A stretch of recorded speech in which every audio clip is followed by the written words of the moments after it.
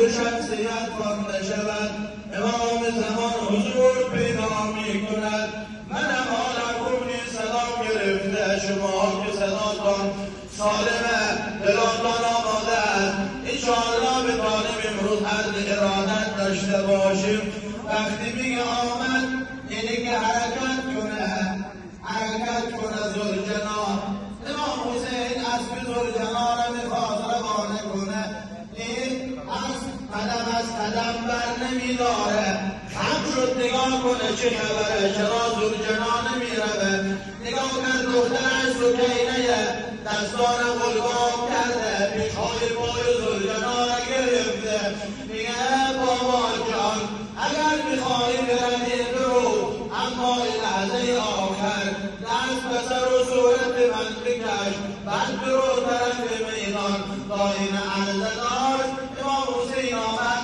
میگه پایین سر دخترش را در بلند گرفت و سواران کرد. سوار بر ذوالجلال شد، دوباره حرکت کرد. چند قدم رفته یک وقتی صدای نهیبی از دنبالش میآید.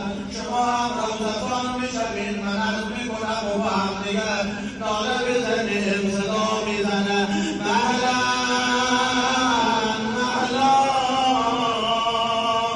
یا ابن الزهرا.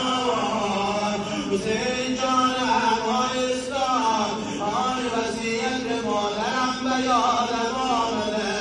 یک وقت صدای دلربای آمد. حسین ایران ذوالجلال گرفت و میبینه چی کسی داره میآید. دل خواهرش زینب داره میآید. آی آرام ایستاد خواهرم چی خبره، چرا داره میایی، دنبال حسینت میایی.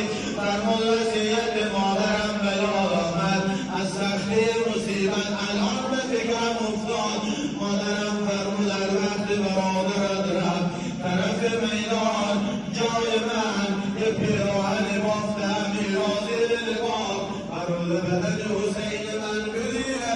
من شاید دشمن حیا کنه ای پیراهن را از بدن حسین من بیرون در نیاوره.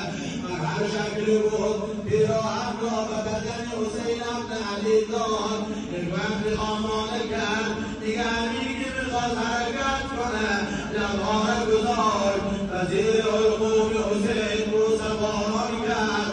فرمود برادرم مادرم گفته هر وقتی برادرم رفته میدان من نیستم، جای من زیر گلوی حسین بوسه بزن. برادر جان دعا کن که زینب بمیرد، نباشد بر تو ماتم بگیرد. برادر جان به قربان خلق